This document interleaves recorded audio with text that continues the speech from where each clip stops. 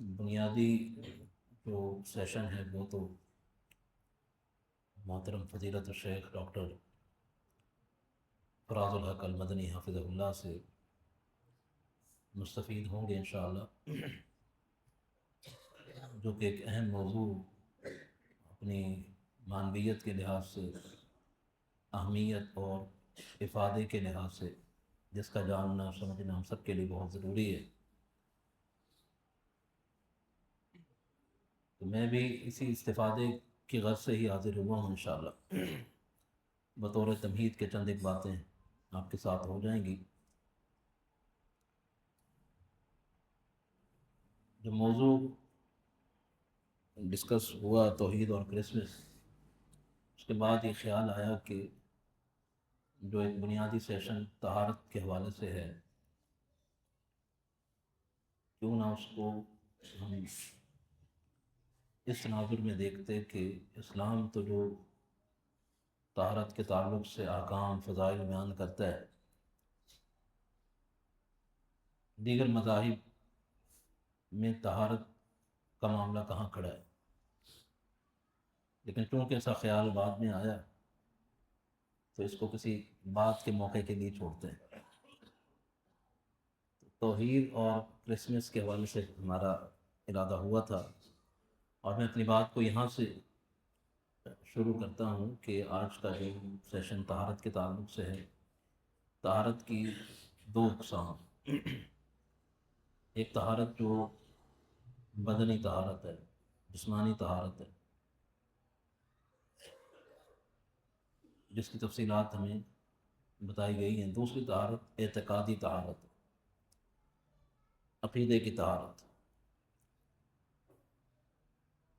جو سب سے اہم ترین طہارت ہے۔ ہم دنیا جہان کے پرفیومز استعمال کر لیں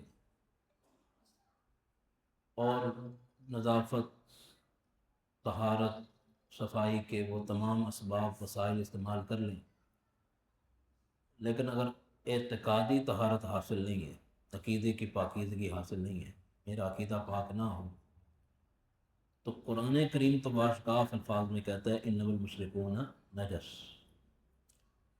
مشرک نجس ہوتا ہے، مشرک پلید ہے۔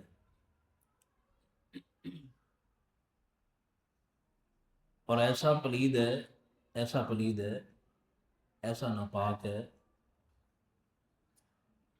کہ قرآن کہتا ہے کل انعام بل ہم ادل، کہ اس کو اللہ نے دل دیا، کان دیے، آنکھیں دی، سمجھ بوجھ کے لیے ساری صلاحیتیں دی، پھر بھی یہ سمن بکمن عمین ہو گیا، اندھا بہرا گنگا، تو پھر یہ جانور کی طرح ہے، جانور سے بھی بدتر ہے۔ باقی آپ خود ایگزیوم کر لیں کہ ناپاک جانور کون کون سے ہیں، اور اسے انسان ہونے کے باوجود، انسان ہونے کے باوجود اللہ رب العالمین کہاں لا کر رکھا۔ اس سے ہمیں اس کی اہمیت معلوم ہو جاتی ہے کہ عقیدے کی طہارت کتنی ضروری ہے، اس کا معاملہ کتنا اہم ہے، کتنا ضروری ہے۔ دنیا جہان کی میں نیکیاں کر لوں، میرا عقیدہ اگر صافی نہیں ہے، میرا عقیدہ اگر درست نہیں ہے اور وہ صحیح نہیں ہے، میری ساری محنتیں ضائع ہو جائیں، ہباء منصورہ ہو جائیں گی۔ عاملۃ ناصبہ تصلی نارا، سب ضائع، تباہ برباد۔ تو آج کے زمانے میں بالخصوص کرسمس کے حوالے سے اگر ہم بات کریں، ابھی سے ملک بھر میں مختلف قسم کی تیاریاں شروع ہو گئی ہیں۔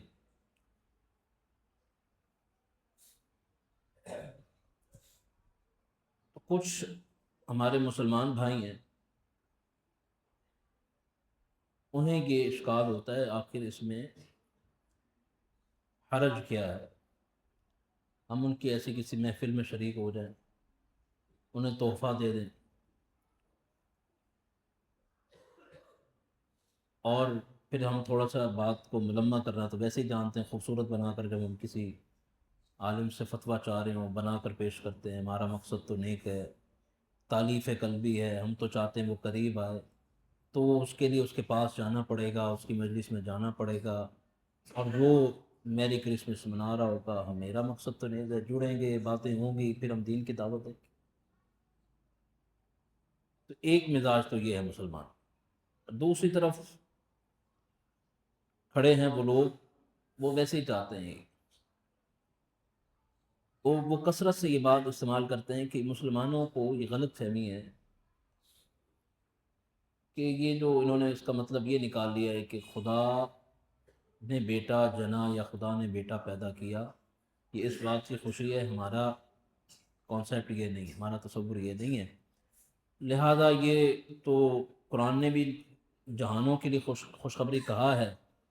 اس خوشخبری میں، اس خوشی میں یا اس نشانی میں مسلمانوں کو بھی شریک ہو جانا چاہیے ہیں، تو یہ بھی ان کی مسلمہ شخصیت. تو اس تناظر میں یہ باتیں بہت سے حلقوں میں کی جاتی ہیں، اٹھائی جاتی ہیں، اور ایسے میں ایک عام آدمی یہ بات ضرور سوچتا ہے. اور کم ہی رہنے دے. ایسے میں ایک عام آدمی یہ ضرور سوچتا ہے کہ یہ بات تو ٹھیک ہے، ہمارے بھی تو عیسیٰ علیہ السلام ہے، مقصد بھی ہمارا نیک ہے، تو کیا حل ہے اس کا، کیا صحیح جواب؟ میری کرسمس کا لفظی ترجمہ تو یہ نہیں ہے کہ خدا نے بیٹا پیدا کیا. چلیں کسی حد تک مان لیں کہ مسیحی یہ کہتے ہیں کہ آج کا جو وہ تصور پیش کرتے ہیں کہ ہم جسمانی یا صلبی بیٹا نہیں مانتے عیسیٰ علیہ السلام کو اللہ، ہم ایک صفت کے معنی میں مانتے ہیں، صفاتی طور. سب سے پہلے تو ہمیں یہ بات سمجھ لینی چاہیے کہ دنیا میں دو قسم کے مذاہب ہیں. ایک مونوتھیزم ہے، توحید پرست کا مذہب، اور ایک مذہب وہ ہے، یا اس ایک نوعیت مذاہب کی یہ ہے جو کئی خداؤں پر بلیو رکھتے ہیں. وہ 3 ہیں، وہ 10 ہیں، وہ 2 ہیں، وہ انگنت ہیں. تو توحیدی مذاہب جو دنیا میں شمار ہوتے ہیں وہ اہل کتاب اور اسلام ہیں، جنہیں مذاہب سماویہ بھی کہا جاتا ہے، ابراہمک ریلیجنز بھی کہہ دیا جاتا ہے. ان میں سے ایک اسلام ہے. تو یاد رکھیے وہ بنیادی توحید جو اللہ رب العالمین کی طرف سے آئی، جو تصور اللہ رب العالمین کی طرف سے آیا ہے، وہ سب کا ایک ہے، بعد میں بدلا ہے. یہودیوں نے بھی، عیسائیوں نے بھی اس تصور کو بعد میں بدلا ہے. کیسے مان لیں بعد میں بدلا ہے؟ یہ مسلمانوں کو تو سمجھانا مشکل نہیں، مسلمانوں کو تو سمجھانا مشکل نہیں ہے کہ کیسے بدلا ہے. آپ دیکھ لیں، آپ اپنے آپ کو توحیدی مذہب کہتے ہیں، لیکن آپ کی جبین نیاز پیشانی کس کے آگے جھکتی؟ ہزاروں درگاہیں مذاہب اسلامی ریاست میں موجود، کبھی اس کے آگے، کبھی اس کے آگے، کبھی کسی قبر پہ، کبھی کسی درگاہ پہ ہیں آپ مسلم. اور ایک توحیدی مذہب، توحیدی دین، ایک خدا کی بات کرنے کا. لیکن عبادت کے معاملے میں یا توحید کے زاویے سے جو قسمیں توحید میں مطلوب ہیں، ان سب میں شرک نظر آتا ہے مسلمانوں میں، مسلمانوں کے فرقوں میں. تو اس لیے مسلمانوں کو یہ بات سمجھانا آج آسان ہے کہ یہودیوں اور مسیحیوں نے کیسے بدلا. اور جب میں اس تناظر میں غور کرتا ہوں تو وہ رسول اللہ علیہ وسلم کی فکر جو تھی، آپ کو جو فکر تھی، اور اس وقت جب آپ صلی اللہ علیہ وسلم شدید بیماری کے عالم،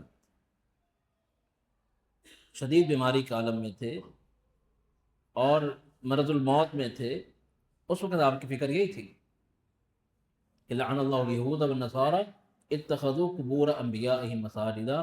اللہ یہود و نصارہ پر لعنت فرمائے، انہوں نے اپنے جو ہے وہ انبیاء کی قبروں کو سجدہ گاہ بنا. اور میری قبر کے ساتھ ایسا سلوک مت کر. آج قبر کے ساتھ تو ایسا سلوک نہیں ہے، لیکن یہاں قبر کے ماڈل بنا کر، روضے کے ماڈل بنا کر تو سب کچھ ہو رہا ہے. اور رسول اللہ علیہ وسلم کے نام کے تعلق سے تو وہ سب کچھ ہو رہا ہے، جسے شرک کہا جاتا ہے، جسے اسلام نے روکا. تو دنیا میں جو یہ توحیدی مذہب شمار ہوتے ہیں، مجھے بہت آدھے گھنٹے کے اندر انشاءاللہ میں اپنی بات کو سمیٹ لوں گا تاکہ ڈاکٹر صاحب سے مستفید ہوں.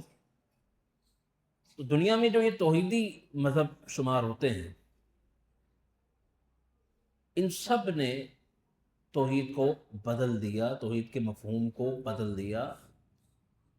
اسلام کی ابھی جو بنیادی تعلیمات، اس میں توحید کا وہ صحیح تصور موجود ہے. وہاں تو بنیادی تعلیمات کو بھی بدل دیا گیا، بائبل میں تحریف ہو گئی، اور ان کے اس طرز عمل کو قرآن کریم نے بیان کیا کہ یہودیوں میں شرک کس طرح سے آیا، وقالت الیہود عزیر ابن اللہ، اور دیگر آیات. اور مسیحیت میں بھی شرک کس طرح سے آیا، اور اس وقت وہ شرک کے جس مرحلے میں کھڑے ہیں، جس اسٹیج پر کھڑے ہیں، قرآن کریم نے بھی اس کا رد کیا ہے کہ وہ تین خداؤں پر توحید نہیں. اور بڑا ہی ایک کہہ لیں کہ انٹرسٹنگ یہ پہلو ہے مسیحیت کا، اس کو لطیفہ کہنا چاہیے، بڑا مزہ کا خیز، بڑا لطیفہ خیز یہ پہلو ہے مسیحیت کا، کہ وہ کہتے ہیں ہم توحیدی. غور کیجیے گا، ہیں ہم توحیدی، ہیں ایک خدا کو مانیں، لیکن ہیں ہم تثلیثی، تین کو مانیں گے. تین کو ہم تین ذاتیں نہیں مانتے، لیکن اقانیم کے لحاظ سے ایک بھی نہیں مانتے، تین اقانیم مانیں گے. تین اقانیم کا انکار کریں گے تو بھی مسیح نہیں رہے گا، تینوں کو الگ سے ذات مانیں گے تو بھی مسیح نہیں رہے گا، تینوں کی بنیاد پر کہیں گے کہ ہم توحید کو نہیں مانتے تو بھی مسیح نہیں رہے گا. اس کو کہتے ہیں کھچڑی. یہ میں آپ کو مذہب نہیں، کھچڑی بتا رہا ہوں کہ یہ مذہب ہے. ایسا لطیفہ خیز پہلو دنیا کا کوئی مسیحی اس حقیقت کا انکار نہیں کر سکتا. میں انتہائی آسان ترین لفظوں میں وہ فلسفیانہ بحثوں سے نکل کر بتا رہا ہوں کہ مسیحیت ہے کیا. وہ کہتے ہیں کہ تین اقنوم ملائیں، تین چیزیں، تین صفات ملائیں تو ایک ذات بنتی ہے، لیکن وہ تینوں اپنی جگہ وجود بھی رکھتی ہیں ایک ہی. ایک کیوں ماننا ہے؟ کیونکہ ہم توحیدی ہیں، دنیا تو ہمیں مونوتھیزم کہتی ہے. تین کیوں ماننا ہے؟ کیونکہ تین بھی ہمارا عقیدہ ہے. تازہ ابھی کچھ دن پہلے میری ایک پادری صاحب سے ملاقات ہوئی، اور انہوں نے بھی ایک کتاب بھی لکھی کرسمس کے مسلمانوں کے جواب، اور ہم اس کا بھی جواب خاصی حد تک تیار ہو گیا. تو میں نے انہیں کہا، اور یہ میرا اس کو چیلنج کہہ لیں، گزارش کہہ لیں، پوری بائبل میں ایک واضح قول صریح جو ان تین خداؤں کی کے وجود پر دلالت کرتا ہوں، ایک آیت نہیں ہے. میں نے جب مطالبہ کیا تو وہ کلام ملا کر انہوں نے ثابت کرنے کی کوشش کی، پچھلے انبیاء میں اس طرح سے جو حوالے دیے، لیکن ایک صریح آیت، واللہ ایک واضح آیت بائبل کی پیش نہیں کر سکے جو تثلیث کو ثابت کرتی، جو ٹرینٹی کو ثابت کرتی ہو، تین خداؤں کو ثابت کرتی ہو. تثلیث و توحید تو اگلا مرحلہ ہے، تین اقانیم کو پہلے ثابت کرے.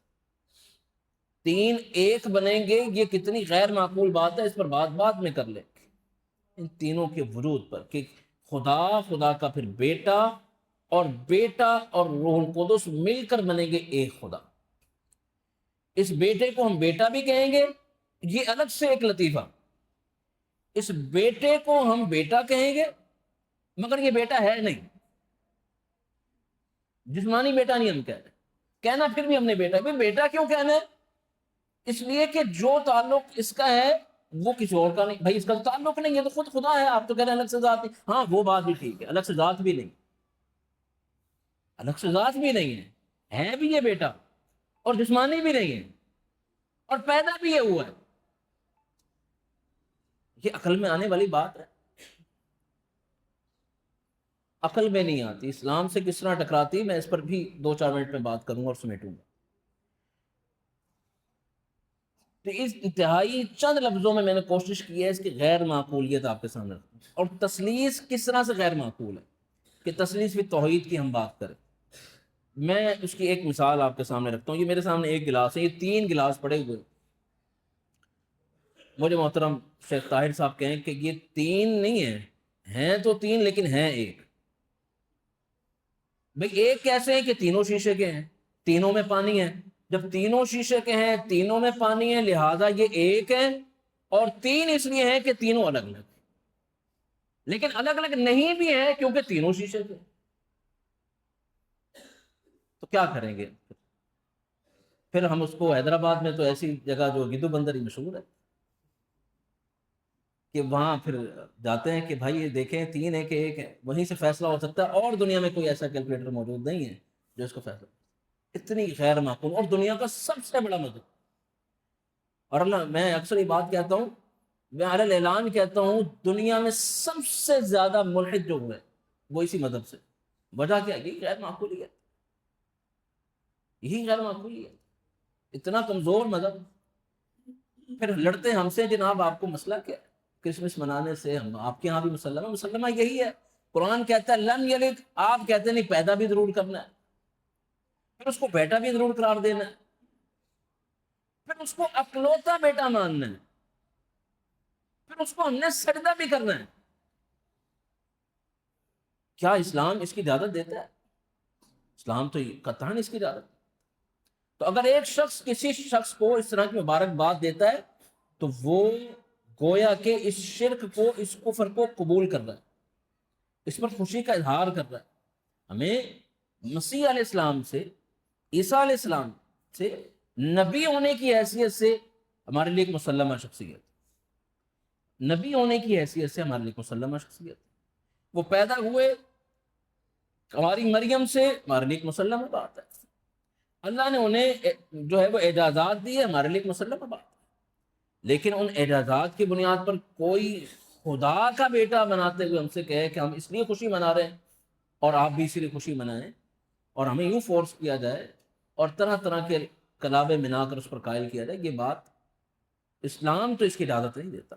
اسلام تو توحید اور شرک کے ساتھ اس کا تعلق کیسا ہے وہ اس سے ہٹ کر بھی اگر ہم کہیں, اسلام نے ایک اصول دے دیا, من تشبہ بقوم فہو منہم, مشابہت تک کی اجازت نہیں دیتا. اسلام اپنے سارے اصول, اپنا کلچر, اپنی تعلیمات الگ سے رکھتا ہے. کیسے وہ کسی اور مذہب کو اجازت اس کے رنگ میں رنگنے کی اجازت دے سکتا ہے؟ اور بالخصوص جب معاملہ ایسا ہو. تو اس لیے ہماری گزارش تو ایسے دوستوں سے جو اپنے آپ کو کہتے ہیں کہ ہم توحیدی مذہب ہیں, پہلے اس لفظ توحید پر, وحدانیت پر غور کر کے اس کی صحیح دعوت کو قبول.